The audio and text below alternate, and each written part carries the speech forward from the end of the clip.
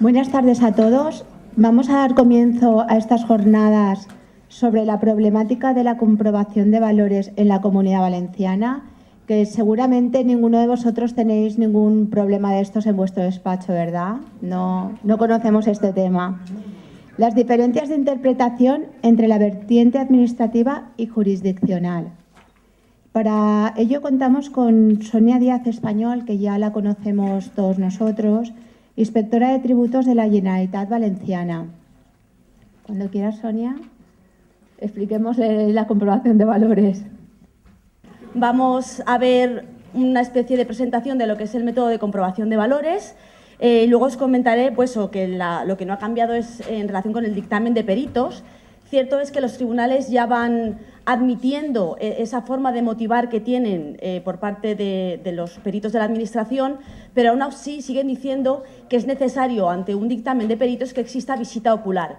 Os voy a enseñar cuál va a ser o cuál está siendo la comparecencia que realizan mis compañeros arquitectos e ingenieros, y es cuando les llega una carta al interesado y tiene que abrir su vivienda o su inmueble para presentar ese inmueble adquirido hace 3 años y que van a comprobar en estas fechas. Entonces, el cliente contribuyente se pone nervioso, efectivamente, porque ha procedido a realizar actualización, reformas.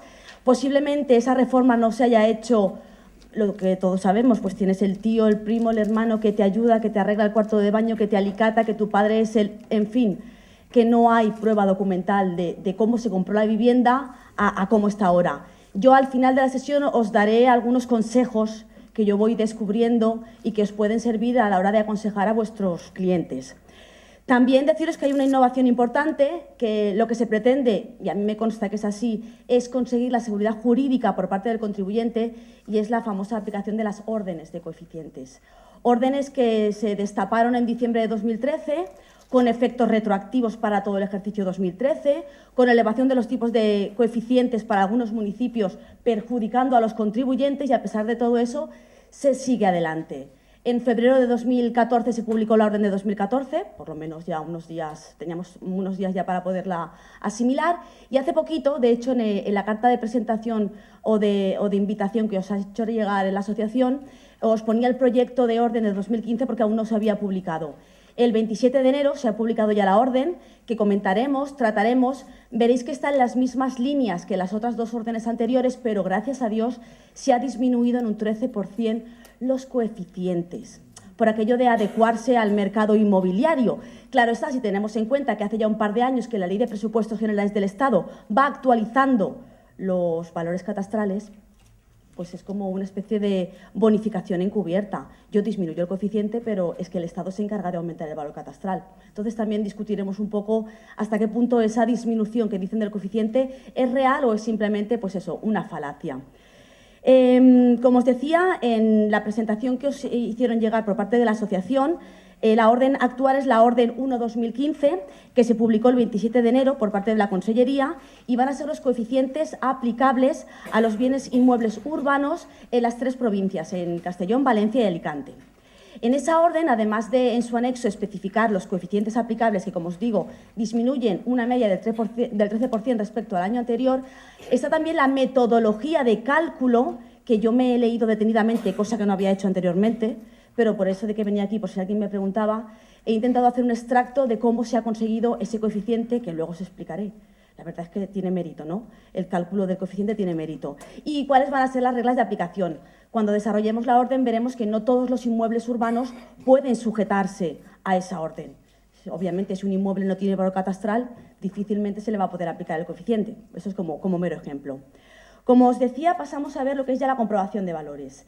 Deciros que actualmente, además de normativa estatal, de la Ley General Tributaria y de los reglamentos de desarrollo a nivel de gestión tributaria y de inspección, Valencia también tiene normativa propia. Sabéis que los impuestos de transmisiones patrimoniales, actos jurídicos documentados y sucesiones y donaciones son impuestos cedidos, de forma que todas las comunidades autónomas, y así lo hacen, regulan lo correspondiente a las partes de normativa y en cuanto a la regulación de la gestión, recaudación e inspección.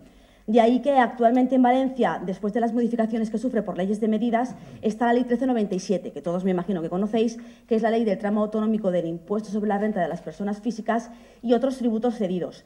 En esta ley se van aplicando cada ejercicio las deducciones en la cuota autonómica de IRPF, así como también la variabilidad de tipos de gravamen de transmisiones patrimoniales. Actualmente, ahora veremos que el tipo actual de transmisión de un bien inmueble está al 10%, por aquello de asimilar la normativa de IVA y hacer que las transmisiones a nivel civil sean igual que las empresariales a nivel mercantil. Y también se regula la parte de reducciones y bonificaciones del impuesto sobre sucesiones y donaciones. Acordaros que el 6 de agosto de 2013, muchos me llamasteis, ¿qué ha pasado? Se ha publicado un decreto que se publica hoy, entra en vigor hoy, que disminuye las reducciones, disminuye las bonificaciones. ¿Qué pasa? Bueno, pues sigue en vigor ese decreto, sigue hacia adelante, la bonificación se ha visto reducida, la reducción se ha visto aumentada, pero bueno, nos hemos dado cuenta que el efecto final es favorable a las herencias más bajitas. En cambio, parece que en cuanto a un nivel superior de la herencia no es tan beneficioso como era el régimen anterior al 6 de agosto de 2013. Centrándonos en el impuesto de transmisiones, aunque asimilo lo que voy a decir a la comprobación de valores de sucesiones y donaciones, simplemente recordaros que este impuesto, aunque solo se regula en un texto legislativo, en una ley, realmente incorpora la regulación de 3 impuestos: las transmisiones patrimoniales onerosas, las operaciones societarias y los actos jurídicos documentados. El tema de la comprobación de valores se centra sobre todo en la primera de las modalidades, en las transmisiones patrimoniales onerosas. Es posible que en el despacho tengáis algún caso de comprobación de bienes inmuebles urbanos, pero también se pueden hacer comprobaciones de valores de inmuebles rústicos, donde todavía no hay orden de aplicación, de hecho no hay en ninguna comunidad autónoma, pero sí que hay una especie de instrucción interna de la comprobación no prioritaria desde el año 2005, que también comentaremos para que veáis en qué líneas se mantiene esa comprobación a nivel rústico. Y no solo para inmuebles urbanos o rústicos está la comprobación. Para cualquier tipo de renta, de valor que se transmita o que se ceda, existe la comprobación. Lo que sucede es que no es tan gravosa. Una comprobación de un bien inmueble urbano siempre es mucho más alarmante que una revisión de una transmisión de unas acciones o de un bien mueble, sobre todo por el perfil del perito que lo va a valorar. Os decía, actualmente los tipos de las transmisiones patrimoniales en Valencia desde el 6 de agosto de 2013 hay un tipo general del 10% para la transmisión de bien inmueble urbano y derechos reales de uso y disfrute que se constituyan sobre los mismos. Hay tipos reducidos del 8 y del 4% para ciertos colectivos que se pretende fomentar la adquisición de vivienda habitual, como son discapacitados y familias numerosas. Para bienes inmuebles los tipos están entre el 6, el 8 y el 4%. Y para derechos reales de garantía, pensiones, fianzas, préstamos y cesión de créditos al 1%, como el tipo general, que no ha variado. En operaciones societarias se mantiene el tipo del 1%, puesto que no hay capacidad normativa de ninguna comunidad. También sabéis que desde el año 2010 las operaciones societarias están todas exentas, a excepción de la disolución de sociedades y la disminución. ¿Hasta cuándo? Bueno, hasta que el legislador estatal decida cambiarlo. De momento yo creo que seguiremos un par de años con la citada exención.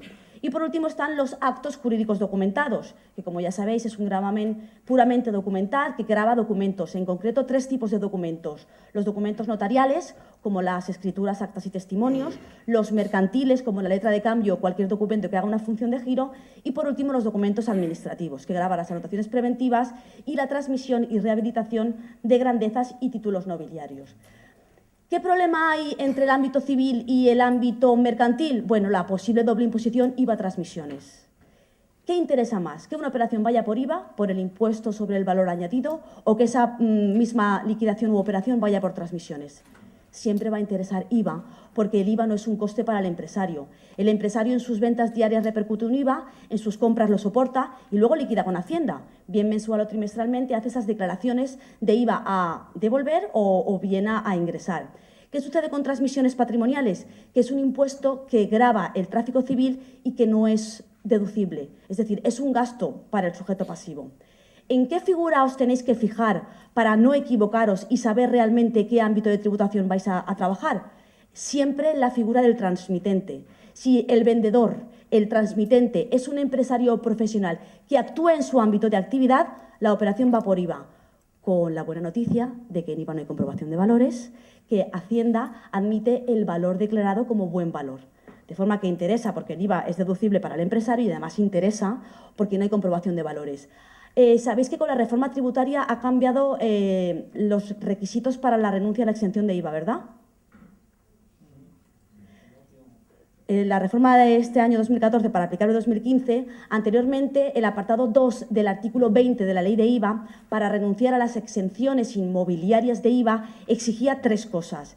Exigía que el adquirente fuera empresario o profesional, que tuviera derecho a prorrata 100, es decir, que todo el IVA soportado se lo pudiera deducir, y en tercer lugar que esa renuncia fuera expresa, que en el documento de la operación se expresase que se renunciaba a la exención de IVA o bien que esa operación tributaba por IVA. Con la reforma, el segundo requisito cae.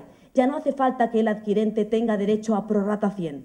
Puede tener derecho a prorrata 100 o a una prorrata inferior parcial. Incluso puede no tener derecho a deducirse el IVA, pero si consigue demostrar que el bien que está adquiriendo que tributa por IVA lo va a afectar a operaciones que tributen por IVA, también se admite. Esto es muy importante a efectos de ámbito societario. Como os digo, siempre va a ser más interesante tributar por IVA que tributar por transmisiones. Os decía, la figura que marca el ámbito de tributación es el transmitente, siempre que sea empresario o profesional y que actúe en su ámbito de actividad.